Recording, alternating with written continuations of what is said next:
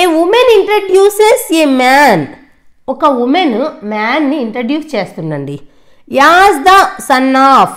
So ఇంకా ఆ man ముందు వరకు పెట్టేసేయాలి కదా, యాజ్ ద తర్వాత మళ్ళీ అదొక సెంటెన్స్ కదా, దాంట్లో లాస్ట్కి వెళ్ళిపోండి. The son of the brother of her mother. Of her mother.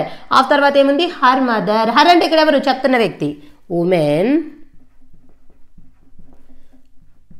Women వాళ్ళ మదర్ అంటండి, పెట్టేశా. దాని ముందేముంది, బ్రదర్. దాని ముందేముంది, ఈమెకి బ్రదర్. ఓకేనా. మళ్ళీ దాని ముందేముంది, సన్, అంటే ఇక్కడ సన్.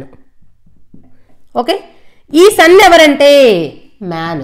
ఆ మ్యాన్, ఆమె ఇంట్రడ్యూస్ చేస్తుంది మ్యాన్ గురించే కదా, ఆ మ్యాన్ ఎవరంటే అని. ఉమెన్, మ్యాన్ వచ్చేసింది చూసారా.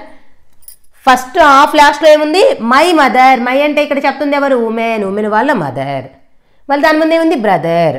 దాని ముందు ఏముంది, సన్. ఆ సన్నే ఎవరు, ఇంట్రడ్యూస్ చేస్తున్న మ్యాన్.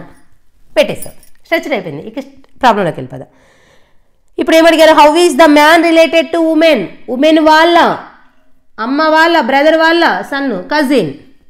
మన parents siblings daughter or son మనకేమవుతారు, కజిన్. ఇక దాంట్లో మనం థింక్ చేయాల్సింది ఏం లేదు, ఈమెకి ఈయన కజిన్, ఈయనకి ఈమె కజిన్. ఓకే.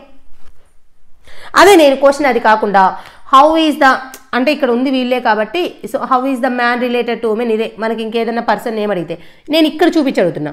ఈ పర్సన్కి ఈ పర్సన్ డాటర్, ఈ పర్సన్కి ఈ పర్సన్ అంకుల్, ఈ పర్సన్కి ఈ పర్సన్ సిస్టర్, ఈ పర్సన్కి ఈ పర్సన్ నెఫ్యూ, ఈ పర్సన్కి ఈ పర్సన్ నీస్. అలా మనమే సో మెనీ క్వశ్చన్స్ అక్కడ ఫామ్ చేసుకొని ఆన్సర్ చేయగలగాలి.